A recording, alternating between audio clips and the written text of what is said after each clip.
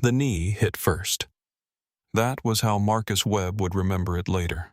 Not the lights, not the voice, not the word that came out of Ray Pruitt's mouth like something he'd been carrying around for years and finally found an excuse to put down. The knee.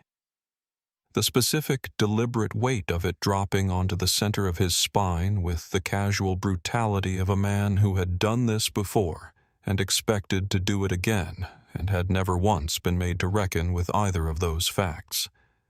But that came later. Before the knee, there was Elm Street at dusk and the smell of cut grass and a text message from his daughter. Marcus had been in the surveillance van for 6 hours when he stepped out onto the sidewalk and the evening air hit him the way evening air hits you. After a long stretch in a confined space with a sudden almost physical gratitude, the kind your lungs express before your brain catches up. He stood on the pavement for a moment and just breathed. The lawns of Pemberton Hills, Virginia stretched out in both directions. The specific, aggressive green of grass that is professionally maintained on a schedule, and the houses behind those lawns were the kind of houses that communicated without saying anything exactly who was expected to live in them and who was expected to keep moving. He pulled out his phone before he started walking. There was a text from Simone, his 16-year-old, sent in the lowercase, no punctuation way she sent everything. As if capital letters were a formality, she'd decided to opt out of somewhere around age 13. Dad, you coming to my game Saturday? He looked at those 6 words for a moment longer than he needed to, standing next to an unmarked van with 3 monitors and a cold thermos of coffee waiting inside it. Then he typed back the only thing there was to type. Wouldn't miss it. He locked the screen and tucked the phone into the front pocket of his faded navy hoodie. He told his partner he'd be back in 15 minutes. Marcus Webb was 44 years old, built like a man who had spent 2 decades doing things that required both physical and mental discipline, and dressed in the kind of clothes that were specifically chosen to communicate. Nothing interesting. Dark jeans, worn, New Balance sneakers, a hoodie that had been washed so many times the color had faded from navy to something closer to an overcast sky. He walked with his hands loose at his sides. That was a 20-year habit. You kept your hands where they could see them in this work not because you were afraid, but because you had learned, starting at age 12 at a kitchen table in Baltimore, from a father who explained things without anger because anger was a luxury they couldn't afford, in that conversation that the world made faster. Harder decisions about black men with their hands in their pockets than it did about anyone else, and Marcus Webb was a man who liked to control the pace of decisions. He was here because Lyle Beaumont lived in the white colonial at the end of the cul-de-sac. 6 bedrooms, a wine cellar, a boat at a marina 40 minutes south, and Lyle Beaumont had spent the last several years moving approximately $40 million in stolen pension funds through a network of shell companies that had taken Marcus and his team 3 years to map. The people whose money Beaumont had taken were not wealthy. They were teachers and county employees and factory workers who had paid into a retirement fund for 30 years, expecting it to be there when they needed it. Marcus had read their names in the case files. He thought about them sometimes when the work was long and slow, which was most of the time. He was 12 minutes into his walk, moving past the last of the sprinkler heads, shutting off for the evening when the hairs on the back of his neck came up. He didn't need to turn around. The low, deliberate idle of a police cruiser engine. Tires on pavement at walking speed. He had heard that sound before. He kept his eyes forward. He kept his breathing even. He kept walking. The Pemberton Hills Police Department had operated for 11 years under Captain Ray Pruitt, and in that time it had accumulated exactly 0 internal corruption convictions, not because the department was clean, but because it had never been seriously examined. The town's wealthiest residents liked Ray Pruitt for reasons they expressed in careful, polished language at city council meetings.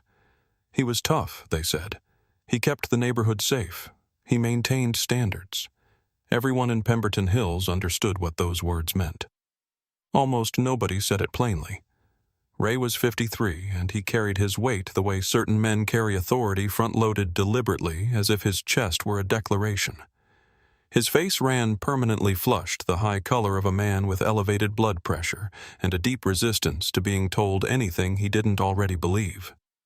His uniform was pressed every morning with a precision that bordered on obsessive creases sharp enough to cut paper, brass polished to a mirror finish, but his boots were always scuffed, the leather dull and beaten. It was the detail of a man who cared intensely about how power looked, and very little about what it actually did. The gold signet ring on his right hand was the other thing people noticed once they'd been around Ray long enough to see the pattern. It was thick and heavy, with an engraving he'd never explained to anyone, and he tapped it on every hard surface when he was making a point. Desks, car hoods, the shoulders of subordinates he was correcting. It was the kind of unconscious habit that reveals everything the ring was not jewelry. It was punctuation. Officer Dana Briggs had been on the force for just under a year, and tonight was the first time she'd been assigned to ride with the captain himself, a fact she had been quietly proud of all week. She was 26, with the eager, slightly over-alert posture of someone who desperately wanted to be taken seriously by people who had not yet decided to take her seriously. She had spent 12 months absorbing the culture of the Pemberton Hills PD, the way you absorb the culture of any closed institution through proximity, through imitation, through learning what gets rewarded and what gets punished without anyone ever stating the rules directly. She spotted Marcus first, a black man in a hoodie walking alone through the most expensive street in Pemberton Hills at dusk. She reached for the radio before she had completed a single conscious thought about whether there was any reason to do so. Pruitt turned his head, slowly looked at Marcus's figure moving down the block and said nothing for a long moment. Then the gold ring tapped once on the dashboard, a single quiet sound, and he said, "Let's go have a word. Let's go have a..." Marcus heard the engine pace change before he heard anything else. The slight acceleration, the angle of the headlights shifting in his peripheral vision, and his body responded the way it had been responding to this particular configuration of events since he was a child. Not with panic, with calibration. His father had sat him down at the kitchen table in their house in Baltimore when Marcus was 12 years old and explained the rules with the quiet, careful precision of a man who had learned them through necessity and was now passing them on as armor. Move slow. Speak soft. Never reach for anything without asking first and waiting for the answer. Keep your hands where they can see them. Don't give them a reason. His father had said all of this without anger, which was the thing Marcus remembered most. The total absence of anger in his voice, as if anger were a luxury they couldn't afford in that conversation. As if the rules were just the rules. The way gravity is just gravity, and you don't argue with gravity, you just learn to move inside it. Marcus pivoted on his heel, slowly, both hands coming up and out to his sides, palms open and visible. Dana came out of the cruiser with her hand already on her holster knuckles, white, stopping 10 feet away with the posture of someone who had decided on a threat level before assessing the situation. Marcus registered this immediately, disproportionate elevated no basis, and simultaneously registered that the SUV cutting across the road in front of the cruiser was not a standard patrol vehicle. The captain's. He made the calculation in the time it takes to exhale. He was deep in the final phase of the Beaumont investigation. 4 informants whose identities would be compromised in a public confrontation. A rookie officer with a trembling hand near a loaded weapon. And a man stepping out of the SUV with the unhurried swagger of someone who had never once been held accountable for anything. He would comply. He would get to the station. He would dismantle them from the inside legally with the full weight of the United States government at his back. It was not the choice he wanted to make. It was the right one. The man from the SUV stopped close enough that Marcus could smell stale coffee and wintergreen tobacco, and he spoke without introducing himself, without asking a question, without any of the procedural formality that was supposed to precede a stop like this. He simply used the word the way you use a word when you've used it 1,000 times, and no one has ever made you pay for it casually, almost lazily, as if it cost him nothing. "Boy." Marcus placed his hands flat on the hood of the cruiser. The metal was warm from the engine. He thought about Simone's text. He breathed. What happened next took approximately 40 seconds, and Marcus cataloged every second of it with the detached precision of a man who understood that what he was experiencing was not just a personal injustice, but a body of evidence. Pruitt kicked his feet apart from behind the practiced motion of someone who had done this so many times. It required no thought, the sole of a boot hitting the inside of Marcus's ankle with a force that rocked his center of gravity forward. Dana grabbed his left arm and wrenched it behind his back, and the pain that shot through his shoulder socket was the particular white-hot pain of a joint being pushed past its design tolerance by someone who either didn't know or didn't care where the line was. Pruitt's forearm came down hard on the back of Marcus's neck, pressing his face toward the hood, and Marcus heard Pruitt say clearly and loudly, "Stop resisting!" The words perfectly disconnected from the reality of what was happening, like a stage direction read aloud in the middle of a performance. "I am not resisting," Marcus said. Then his legs were swept entirely. The world tipped 90 degrees. The asphalt came up to meet him with the indiscriminate violence of a surface that doesn't distinguish between people. His cheekbone hit the ground and opened immediately a sharp, bright pain that preceded the blood by about 2 seconds. The breath left his body from the impact, and then Pruitt's knee descended onto the center of his lower spine, not settling but dropping the full weight of a large man concentrated into a single point, and Marcus exhaled through his teeth and said nothing. At eye level with the asphalt, he could see Pruitt's boot 2 inches from his face, and beyond the boot, the gold signet ring catching the last of the evening light on the fist pressed against his neck. He filed it. He filed all of it. "I am a federal agent," Marcus said clearly, his voice entirely steady. "I am a federal agent, and I am complying fully." Pruitt laughed. Not a nervous laugh. Not a cover-for-doubt laugh. A genuine, amused laugh, the laugh of a man who had heard every version of that line and had never once had to take it seriously. Dana laughed, because Pruitt laughed. Behind the thick trunk of an oak tree, 20-year-old Brianna pressed herself flat against the bark, her phone capturing every second in 4K. She heard the words, "Federal Agent," and her thumb froze over the stop button. She did not stop recording. The back of a police cruiser is designed with the psychology of powerlessness built into its architecture. The hard plastic seat shaped to prevent comfort, the plexiglass divider smudged and scratched the cage over the windows that turns the outside world into a grid of small squares. Every turn Pruitt took was 2 degrees sharper than it needed to be, sending Marcus's shoulders into the divider with the regularity of a deliberate rhythm. Marcus did not make a sound. He closed his eyes and began the breathing sequence he had learned at Quantico. 4 counts in 4 counts, hold 4 counts out, and his heart rate began its disciplined descent. He pushed the pain in his shoulder and the sting of the cut on his cheek into a corner of his mind and closed the door on it. Then he began to build. Badge numbers committed to memory. Cruiser designation Unit 7.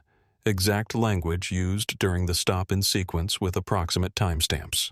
The word Pruitt had used, "boy," and the total absence of any probable cause. Any stated reason, any procedural justification for a stop that had begun the moment a white police captain had seen a black man walking on a street he had decided black men did not belong on. In the front seat, Pruitt and Dana were debriefing the way athletes debrief after a good play loosely satisfied the adrenaline still working through their systems. And what struck Marcus listening through the divider was not the cruelty of what they were saying, but the casualness of it. They were not celebrating catching a criminal. They were experiencing professional satisfaction. Pruitt wasn't performing villainy. He was doing his job as he understood his job to be.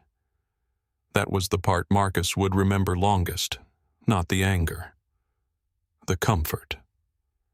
Dana asked no questions. She had learned not to. Marcus thought about the gold ring. He thought about the comfort in Pruitt's voice, and he thought, this is not the first time. This is a pattern so old it has worn grooves in the asphalt, and patterns documented, evidenced, witnessed on a $4,000 phone camera by a college student behind an oak tree were federal cases. In the FBI Regional Field Office 40 minutes east, Supervisory Special Agent Carla Moss was looking at a timer that had turned red.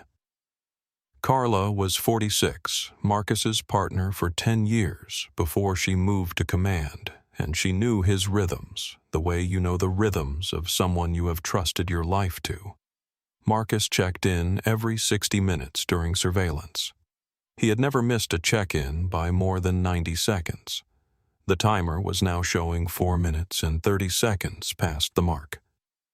She had his GPS tracked. He was moving east at 45 miles per hour in a vehicle that was not his van. She called the Pemberton Hills precinct. The desk sergeant heard the words, Federal Bureau of Investigation, and said, "Yeah, right, and I'm the Queen of England," and hung up. Carla looked at the phone in her hand for approximately 1 second. Then she looked at her tactical lieutenant and said 4 words in the tone of voice that cleared the bullpen instantly. "Get the team up." The booking room of the Pemberton Hills Police Department was lit with the particular harshness of fluorescent lights that had not been replaced in several years, and it smelled of industrial cleaner and old coffee and the specific institutional staleness of a room where bad things happened routinely enough that the air had absorbed them. Marcus was shoved against the booking counter, his wrists still cuffed, the cut on his cheek dried and pulling tight against his skin. Pruitt reached into Marcus's pocket himself and pulled out the wallet. He flipped it open with the practiced ease of a man who had searched thousands of wallets and expected to find the usual things. The gold federal shield caught the fluorescent light and sent it back across the room with the unmistakable authority of genuine federal credentials. The booking room went quiet the way a room goes quiet when everyone has simultaneously understood that something irreversible has just happened. The desk sergeant stopped chewing his gum. Dana took a breath in and did not release it for a moment, and her face went through 3 distinct phases in about 2 seconds. Confusion, recognition, and then a slow dawning horror that had nothing to do with Marcus and everything to do with what she had just participated in. She looked at the badge for longer than Pruitt did. She looked at the photograph, then at Marcus's face, then at the badge again. Something moved in her expression, not quite conscience, but the beginning of it, the first uncomfortable stirring of a person who has done something and is starting to understand what that something was. She took a half step backward away from Pruitt almost without realizing she had done it. "Captain," she said, her voice coming out smaller than she intended. "That's Captain, that's a federal badge." Pruitt looked at the shield. He looked at the DOJ identification card with the holographic overlay and the barcode and Marcus's photograph staring back at him with the patient expression of a man who had been expecting this moment for the last 45 minutes. And then, because Ray Pruitt was a man whose ego had been his operating system for 53 years and had never once crashed, he did the thing that a smaller, smarter ego would never have done. He laughed. Not a cover-for-fear laugh. The genuine incredulous laugh of a man whose worldview had encountered evidence it could not metabolize. He dropped the wallet on the counter like it was a prop from a joke store. He called it tin from the internet. He called it cute. He added felony impersonation of a federal officer to the charges, doubling down on the asphalt when the rational move was to reverse off it entirely. The gold ring tapped the booking counter. Twice. His tell. Marcus looked at Pruitt the way a scientist looks at a specimen, not with contempt, not with anger, but with the detached clinical attention of someone who is observing and recording. He gave Pruitt the DOJ verification number on the back of the badge. He described in plain language exactly what would happen in the next several hours if Pruitt chose to cross the threshold of putting him in a cell, not as a threat, but as a professional courtesy, the kind you extend once to someone who still has the option to make a better choice. His voice did not rise. Dana heard something in that voice that Pruitt could not hear, the specific tone of a man who does not need to perform certainty because he actually has it. She stood very still, her hand not near her holster anymore, her eyes moving between the badge and Marcus's face in the captain's back. She thought about saying something else. She looked at Pruitt's posture, the certainty in it, the absolute absence of doubt, and she stayed quiet. That silence would cost her 18 months. She didn't know that yet. Pruitt ordered Marcus stripped and placed in the freezing holding cell. The steel door at the end of the hall swung open. Marcus walked through it without resistance, without looking back, and the door closed behind him with the heavy, resonant finality of something that cannot be undone. He put his boots on the mahogany desk, a habit so ingrained he did it without thinking, a man claiming space because claiming space was what he did. He opened his incident report template and began to type, and the report he wrote had very little relationship to what had actually happened on Elm Street, but it had a great deal of relationship to what Ray Pruitt needed to have happened, which was a different document entirely. He typed with 2 fingers slowly, the way a man types when he is also thinking about something else, and what he was thinking about was how satisfying it was when things worked the way they were supposed to work. A man out of place had been put back in place. The neighborhood was safe. The report would say resisting arrest, failure to comply, suspicious behavior, and those words would go into a file, and the file would go into a system that Ray Pruitt had been feeding for 11 years, and nothing would come of it, because nothing ever came of it, because this was Pemberton Hills, and Ray Pruitt ran Pemberton Hills, and that was simply how things were. The gold ring tapped the desk. 1, 2, 3. He did not know that across the county, 47 minutes east, federal vehicles were being loaded. He did not know that a college student's phone was uploading a 4K video to a server. He did not know that the timer on a monitor in an FBI field office had been read for 6 minutes, and that the woman watching that timer had already made 3 phone calls and used words like hostage and breach in the calm, flat tone of someone who uses those words professionally. He poured himself another cup of coffee from the carafe on his credenza. He took a sip. It had gone slightly cold, but he drank it anyway. He was in this moment entirely satisfied with himself. Outside, the last light was leaving Pemberton Hills. The cold in cell block 4 was not the casual cold of a thermostat set too low. It was structural cold, the cold of a room built from poured concrete that had been absorbing chill for 30 years and releasing it upward through the floor in a slow, constant exhalation that started at the soles of your feet and worked its way into your ankles and your knees, and eventually, if you stayed long enough, into the calcium of your bones. Marcus sat on the concrete slab in his undershirt and boxers. They had taken his hoodie, his jeans, his sneakers, his socks, everything with the thoroughness of an institution that understands that clothing is dignity, and the removal of clothing is a form of communication, and he placed his bare feet flat on the floor and felt the cold move into him and did not move in response to it. His shoulder ached where Dana had wrenched it. The cut on his cheek had dried and was pulling now, a tight, specific discomfort that spiked every time he turned his head.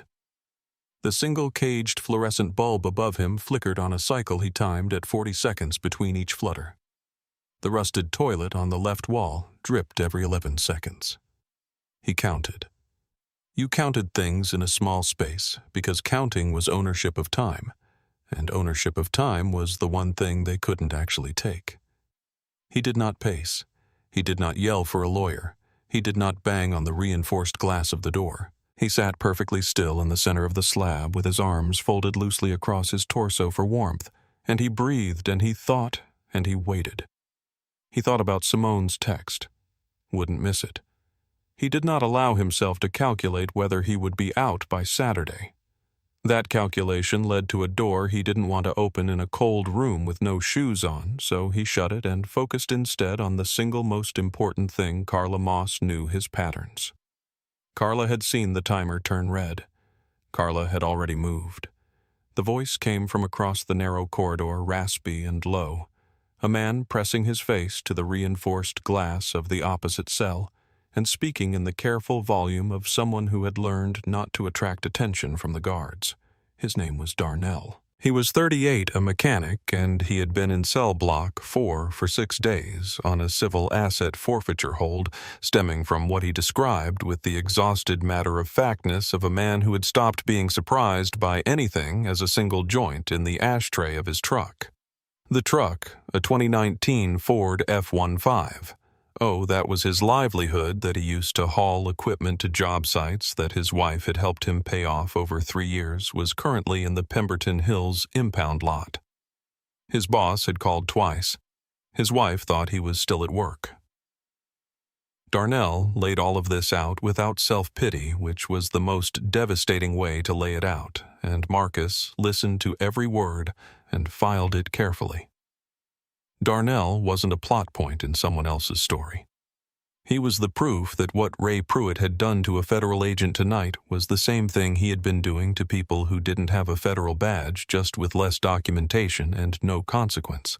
The difference between Marcus and Darnell was not innocence. It was the gold shield in a leather wallet on a booking counter 2 corridors away.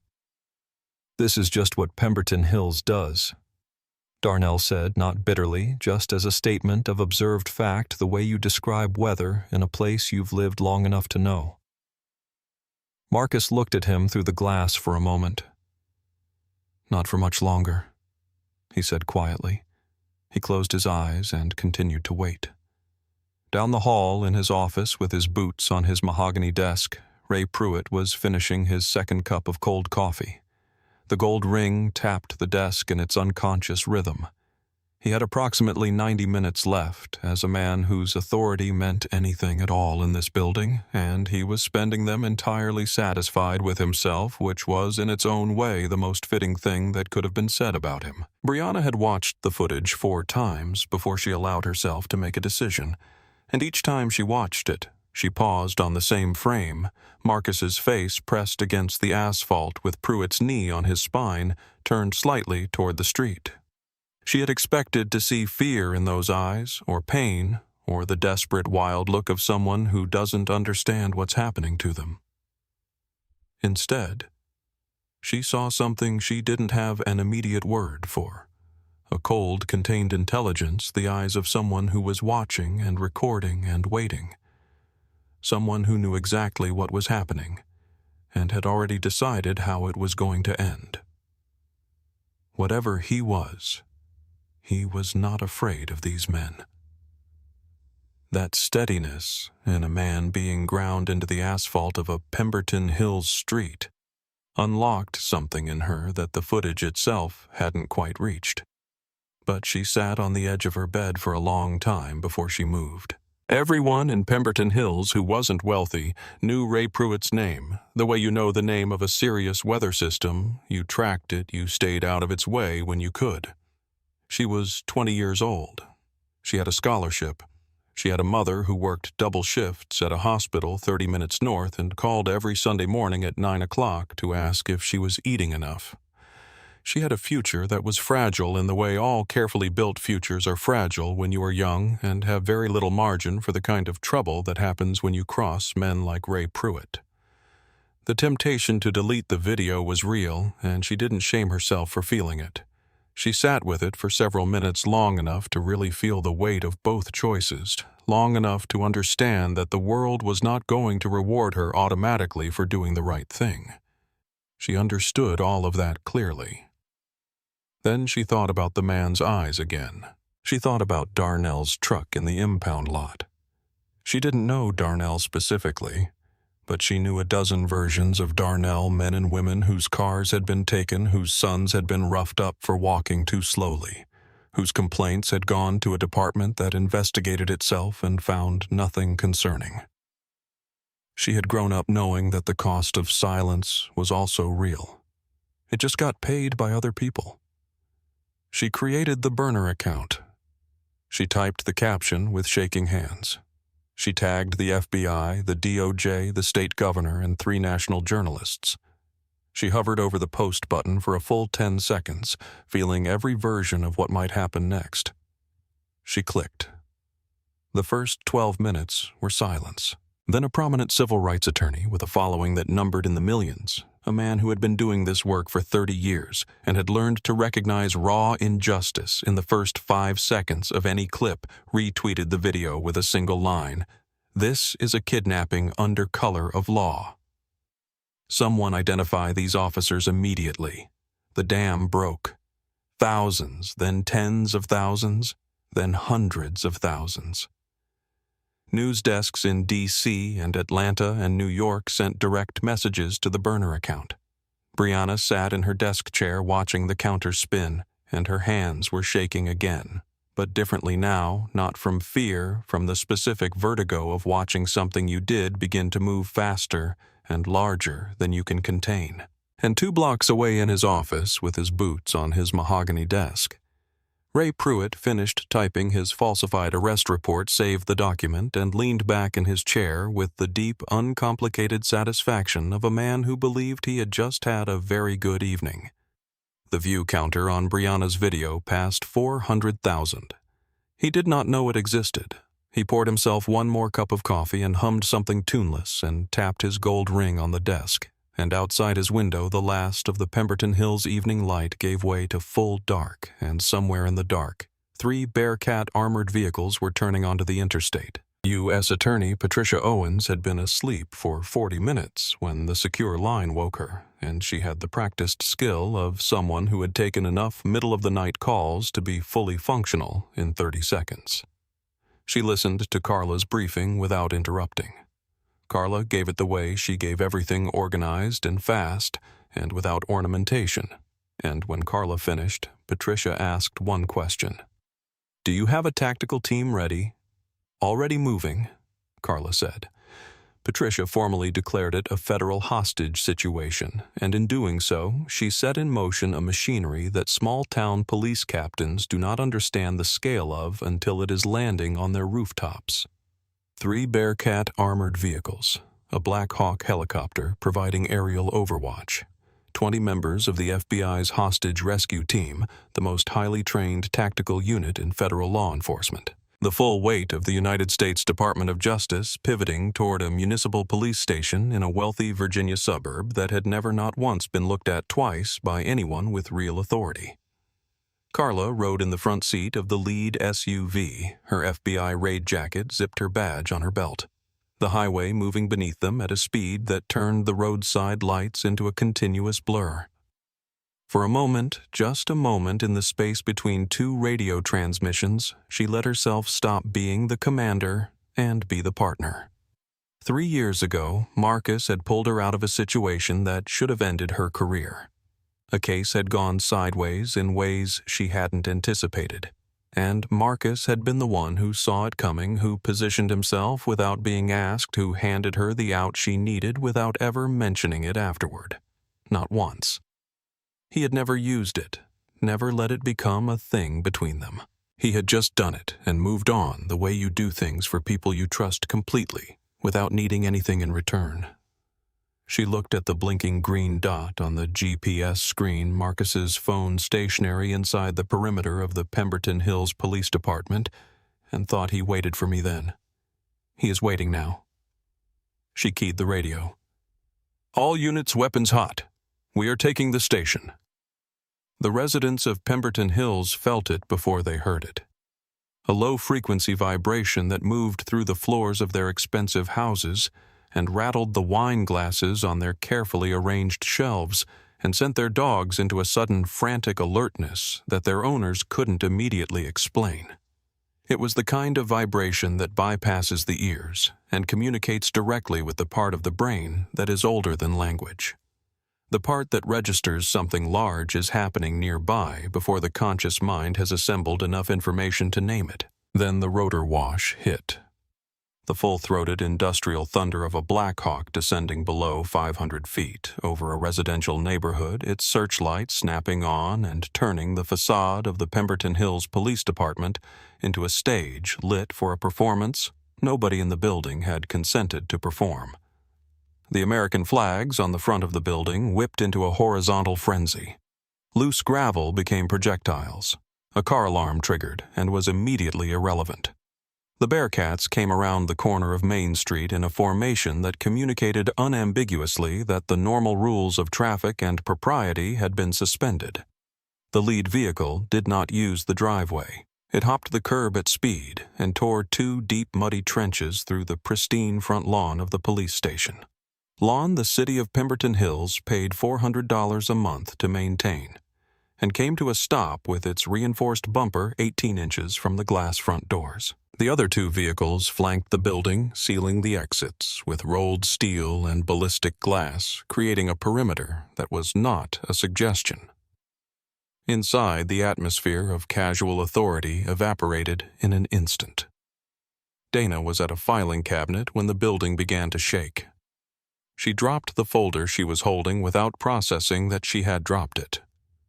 She pressed her face to the reinforced front window and saw the shapes moving in the white beam of the searchlight, dark figures in heavy gear moving with a synchronized, purposeful precision that her brain immediately recognized as categorically different from anything she had encountered in 12 months on this force.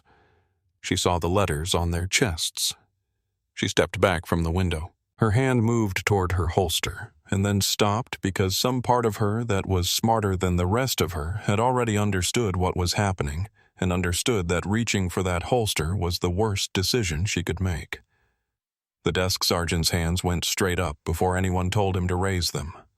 The charge on the center hinge of the reinforced doors was localized and specific, a hard concussive boom that sent the doors off their frames and into the lobby in a cloud of pulverized drywall and smoke. And before the debris finished settling, the HRT operators were through the gap and moving, filling the room the way water fills a low space. Red laser sights cutting through the smoke, acquiring targets. Federal agents. Do not move. Hands. Now. The commands were loud, overlapping, calibrated to overwhelm the decision-making capacity of anyone in the room. It worked. The desk sergeant was on his knees before the sentence was finished. Dana's hands went up. The laser dot between her eyes did not move. A rifle barrel close enough to touch. She let out a sound that was not quite a word, and the zip ties went on her wrists, biting into her skin exactly the way Marcus's cuffs had bitten into his. Down the hall, Ray Pruitt heard the boom. His coffee mug rattled. He heard screaming from the lobby. He stood up, adjusted his gun belt out of 20 years of muscle memory, threw open his office door, and his brain, heavily insulated by 11 years of absolute local authority, simply could not process what his eyes were showing him. So it sent his hand toward the gun, because that had always worked before. Give me the excuse, Ray. Calm. Female. From somewhere in the smoke. Not a command, not a warning. An invitation delivered with the specific, chilling confidence of someone who genuinely would not mind if he accepted it. Draw it and see what happens. Carla Moss walked through the shattered entrance with her badge on her belt and her hand resting at her side, and she did not run. She did not need to run. She walked the walk of someone who has already won and is simply arriving to confirm it. The HRT operators parted for her. Ray Pruitt stood in his office doorway, 5 red laser dots on his chest, his throat, his forehead. 3 separate operators, 3 separate decisions waiting on one trigger pull that Pruitt was finally wise enough not to make. His hand rose slowly away from the holster. The flush in his cheeks faded to something closer to chalk. That's what I thought, Carla said. The gun taken, the taser taken, the radio taken. The gold captain's badge unclipped from his chest dropped into a cardboard evidence box, with a sound like something small and final. And then after Carla photographed it carefully on his hand, the gold signet ring was bagged and tagged as potential evidence of financial transactions. Pruitt looked at his bare finger and seemed for a moment not to recognize it. He went to his knees, not because anyone forced him, because there was nothing left holding him up. Carla moved down the hall to cell block 4. She jammed the brass key into the lock and turned it hard.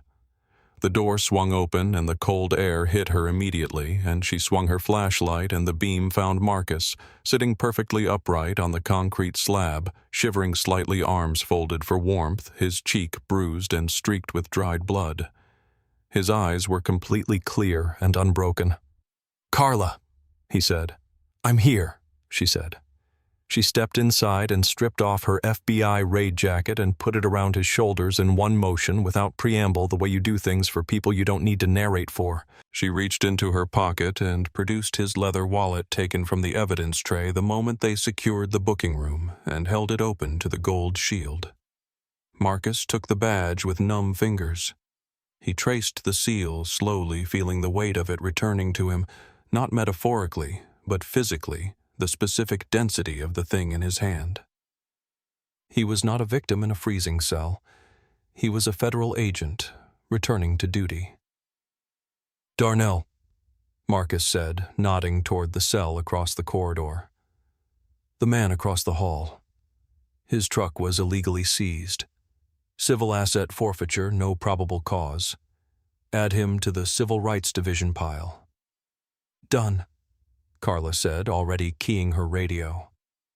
Darnell pressed his face to the glass of his cell and stared at the woman in the FBI jacket and the man now holding a federal badge, and his mouth opened and closed twice before any sound came out.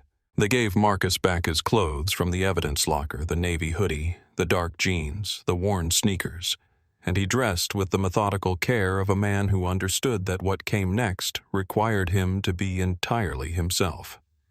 He clipped his badge to his belt. He rolled his shoulders once, testing the ache. Then he walked back into the main bullpen of the Pemberton Hills Police Department. 17 officers knelt against the wall in a single, unbroken line, hands zip-tied behind their backs, and they turned their heads when Marcus came through the door, and the silence in the room deepened in the way silence deepens when it has something to absorb. They recognized him. The recognition moved through the kneeling line like a slow wave. Dana, at the far end, turned her face toward her knees and kept it there.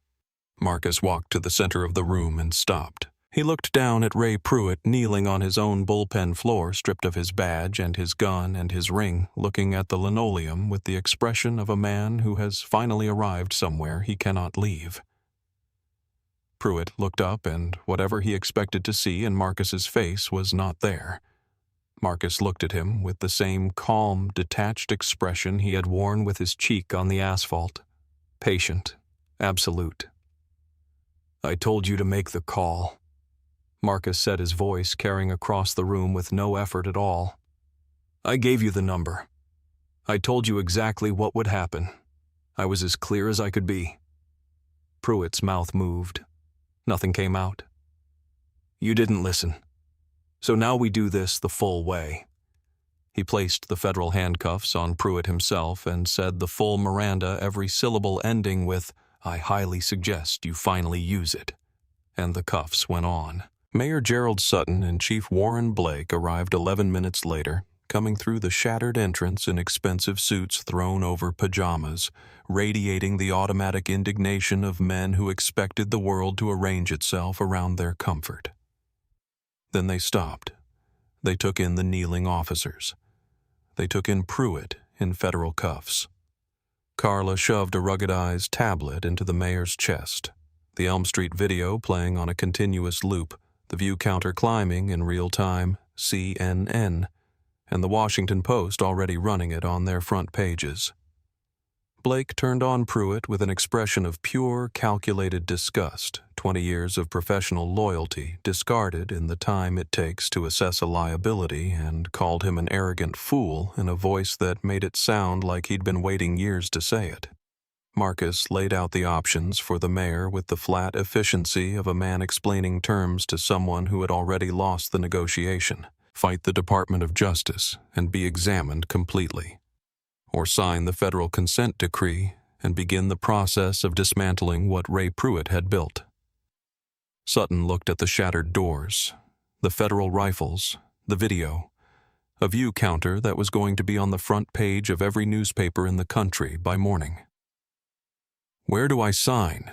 he said, and his voice was the voice of a man whose political career had just ended and who had only now understood it. The sun came up over Pemberton Hills on a town that looked the same from the air and was entirely different on the ground. The lawns were still the aggressive, curated green of lawns that cost money to maintain. The houses were still large.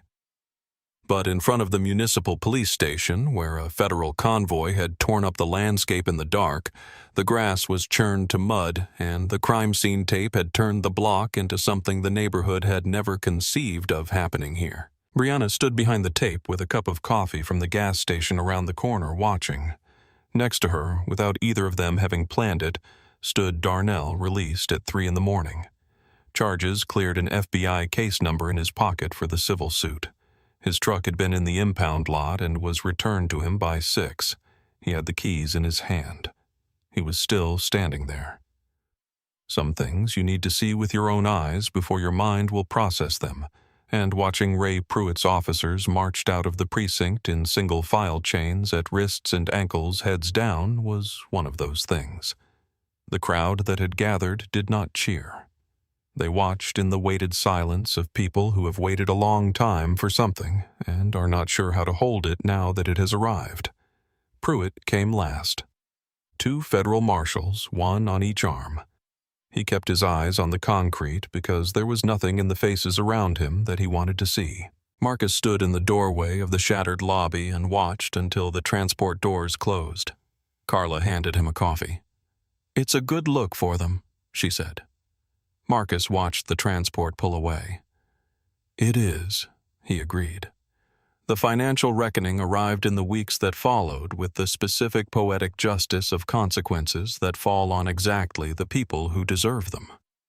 The $12 million federal civil rights settlement required Pemberton Hills to raise property taxes on the estates whose owners had benefited most directly from Ray Pruitt's version of neighborhood safety.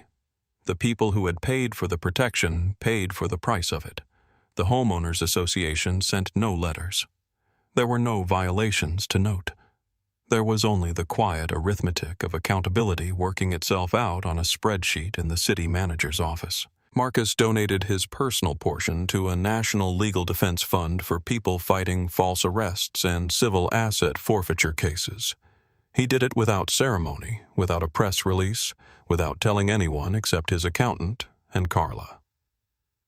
6 weeks after the night on Elm Street, Lyle Beaumont was taken into federal custody at the marina, where he kept his boat on 19 counts of wire fraud, securities fraud, and money laundering. The 3-year racketeering case. The reason Marcus had been in a surveillance van in Pemberton Hills on a Tuesday evening. The reason he had been on that street at that particular hour reached its conclusion in a federal indictment that began the long process of recovering $40 million from teachers and factory workers and county employees who had paid into a retirement fund expecting it to be there. Marcus was not in the room when Beaumont was arrested. He was in his daughter Simone's high school gymnasium, sitting in the 3rd row of the bleachers, watching her play basketball with the focused attention of a man who has decided that this is the most important thing happening anywhere in the world right now. He had not missed it. He had promised he wouldn't. His phone buzzed in the 3rd quarter. He felt it in his pocket and did not look at it. At halftime, he checked Carla, 2 words and a period. Beaumont's in custody. "You did good." He typed a thumbs up, put the phone away, and watched Simone score on a fast break in the first 2 minutes of the second half and stood up in the bleachers and made enough noise that the people around him turned to look. The retirees whose money had been taken would begin the recovery process. It would be slow and imperfect, as these things always are. But it had begun because Marcus Webb had spent 3 years building a case, and because a girl named Brianna had pressed record behind an oak tree, and because a mechanic named Darnell had been sitting in a cold cell and told the truth about what Pemberton Hills had been doing to people like them. Marcus watched his daughter play and did not look at his phone again until the final buzzer. The federal courthouse in downtown Richmond had the specific, serious atmosphere of a building that has witnessed enough genuine consequence to have absorbed it into its architecture marble floors that sounded different when important things were happening. Ceilings high enough to give weight to the words spoken beneath them, the federal seal behind the judge's bench not as decoration, but as a reminder of something larger than the individuals in the room. The gallery was full, every seat. Front row Marcus in a charcoal suit badge on his belt, sitting with the still-contained energy of a man who has nothing to perform here. Carla beside him. 2 seats over Darnell and his wife, who had driven down from Pemberton Hills that morning because Darnell had told her he needed to see it, and she had said, "Then we go," and they had gone. 3rd row. Brianna, phone-off hands, folded, an expression of careful, focused attention on her face. Dana Briggs had taken a plea deal, 18 months in federal prison, full cooperation agreement. She had testified against Pruitt fully once she understood the weight and permanence of what she had participated in. She was not in the courtroom. The script does not tell you how to feel about Dana Briggs. That work belongs to you. Ray Pruitt sat at the defense table in the clothes that federal detention had given him. Not the pressed uniform, not the polished brass, not the gold ring, and he looked like what he was now, a man held together for 11 years by a costume, and the costume was gone. His attorney had argued stress, decades of service, the impossible demands of modern policing, split-second decisions in a dangerous world. The jury had watched the video.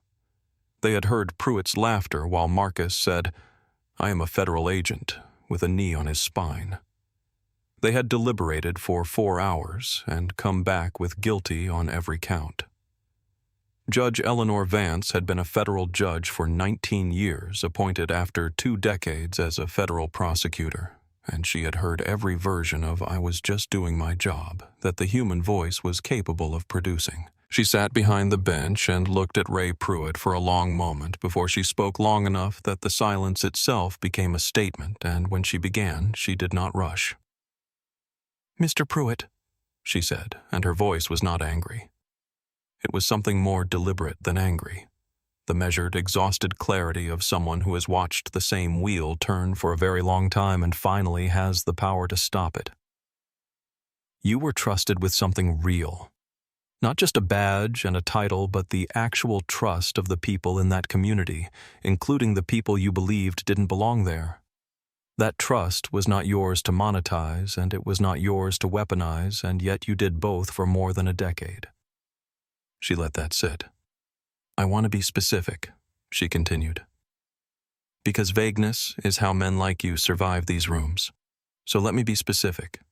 On the night in question, you assaulted a federal officer who was exercising his right as a private citizen to walk on a public street. You did it because he was black and because you were 11 years into never being wrong. Those 2 things were always going to find each other. The only question was when." Pruitt stared at the table. His hands, folded in front of him, had stopped shaking. He had run out of energy for trembling. "There was a man in the cell across from Agent Webb that night," Judge Vance said. "His name is Darnell. He had been in that cell for 6 days because you took his truck on a pretext that would not have survived 30 seconds of legitimate legal scrutiny. He missed 6 days of work. He had to explain to his wife where he had been. He will never get those 6 days back. He is one of dozens. For people like Darnell, what you did on Elm Street was not a mistake in judgment. It was a Tuesday." She looked at Pruitt directly, and he did not look back. "A 26-year-old woman is currently serving 18 months in federal prison because she absorbed your professional values in 12 months on the job. She was formed in your image. Whatever she becomes after this, that is also your work, Captain." "And the gold ring?" she said, and the gallery shifted almost imperceptibly at the specificity of it. "We have documentation of cash payments tied to that ring over a period of 9 years. You were not simply a flawed officer operating under pressure. You had turned the public trust of this community into a personal revenue stream. The badge was never a symbol to you. It was a business license." She paused, and the courtroom held its breath.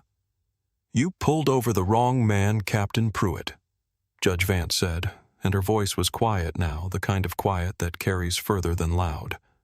"But the truth that this trial has made undeniable is that there was never a right man to pull over. You simply finally ran out of people who couldn't fight back.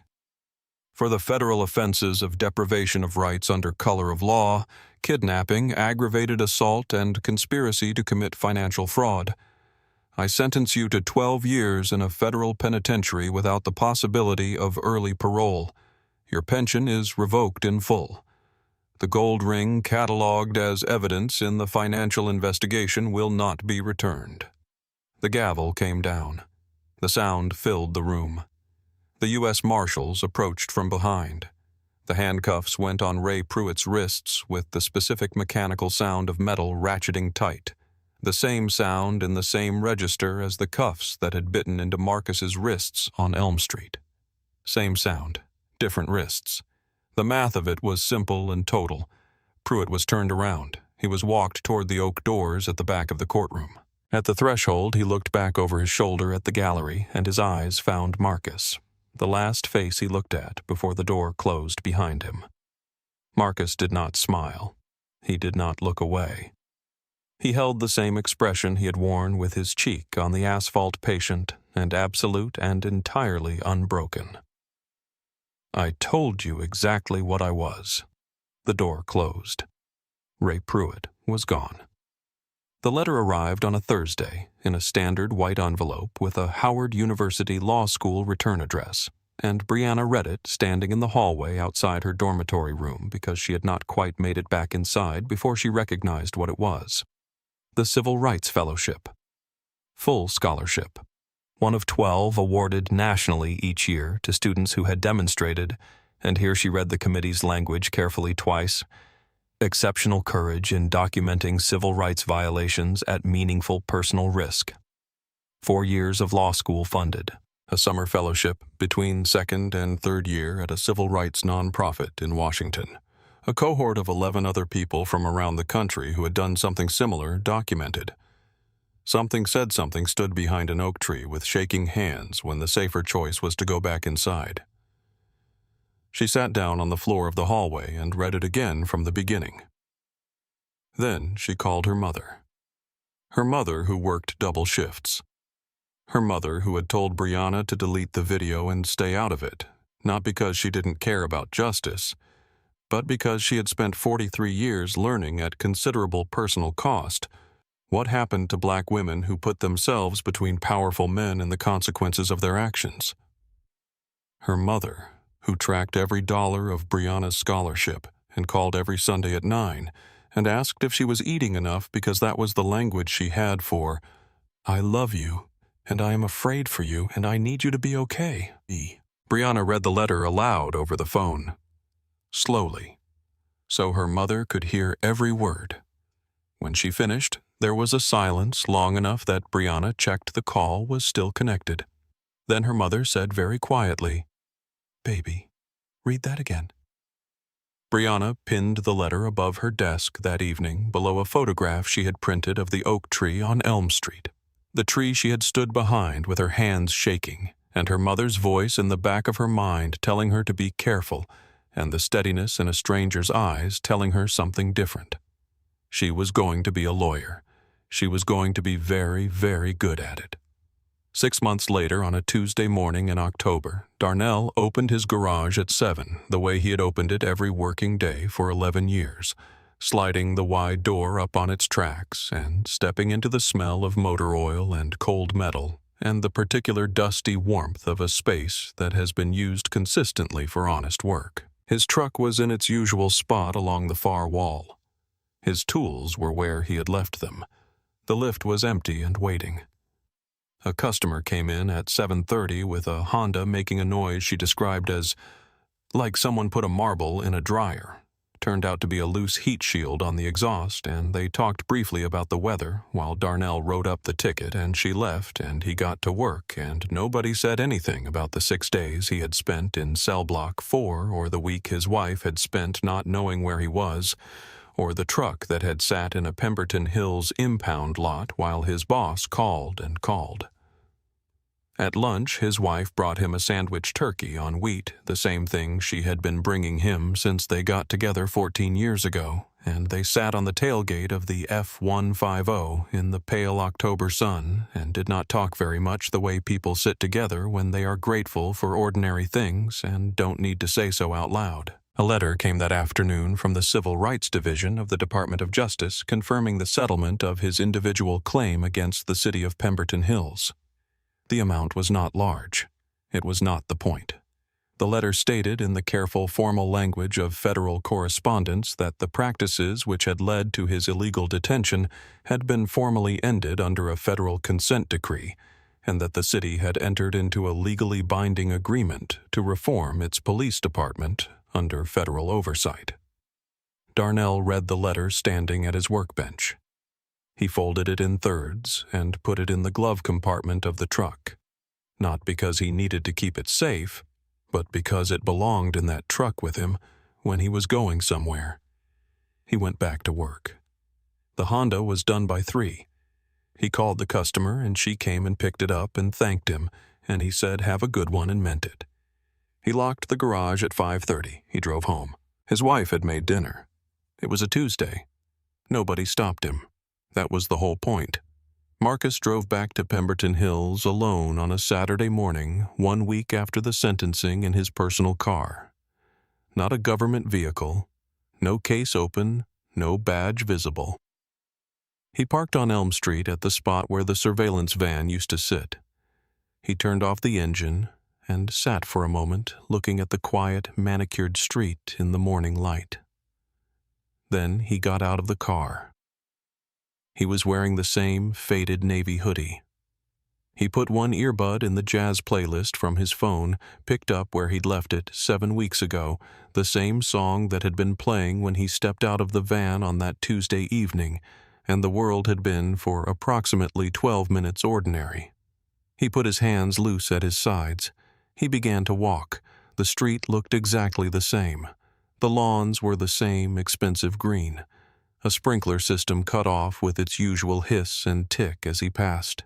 Somewhere on the block a dog barked once and went quiet. The morning air smelled of cut grass and the cool, clean beginning of a day that hadn't been complicated yet. He walked past the spot where the cruiser lights had hit him. He did not slow down. He did not look at the asphalt. He walked through it the way you walk through a place that tried to define you and found in the end that you were larger than its definition, not because you fought back harder, but because you knew who you were and held on to it in a cold cell for 2 hours until the cavalry came, and that turned out to be enough. He passed the oak tree where Brianna had stood with her phone in her shaking hands. He nodded at it slightly, a small, private acknowledgement to a 20-year-old woman who had understood in the moment that mattered, that some things are worth the risk. She was going to make a remarkable lawyer. He was certain of it. He reached the end of the cul-de-sac. Lyle Beaumont's white Colonial was dark and empty, a federal notice taped to the front door, the wine cellar locked and catalogued and waiting for the asset forfeiture proceedings to conclude. 3 years of his professional life had gone into that house and out the other side to $40 million and 400 people who deserved their retirement back. He looked at the notice on the door for a moment. Just a moment. Then he turned around. His phone buzzed in his hoodie pocket. Simone, in her usual lowercase. No ceremony, Dad. You were so embarrassing at my game. LOL, everyone heard you. He stopped walking. He looked at the message, and something in his chest that had been held quietly tight for several weeks loosened just slightly in the October morning air. He typed back, "I'll work on being louder." He put the phone away and stood there for a moment on the quiet street, the jazz playing softly in one ear, and the sound of Pemberton Hills waking up in the other sprinklers. a distant lawnmower, the ordinary, unhurried sounds of a Saturday going about its business. He started walking back toward his car at the same easy pace. Hands loose at his sides, the same way he had walked down this street 7 weeks ago when it had all begun. It was a beautiful morning in Pemberton Hills, Virginia. The amber light was low and clean, and it fell on the manicured lawns and the enormous houses and the empty spot where Ray Pruitt's SUV used to sit, and Marcus Webb walked to the end of Elm Street and turned around and walked back. Nobody stopped him. If this story got under your skin, if it made you feel something real, please hit the like button and share it with someone who needs to hear it. Justice doesn't always make the news. Sometimes it needs a little help finding its audience. Subscribe to our channel and turn on notifications so you never miss the next story. Every comment gets read. Tell us what part of this stayed with you.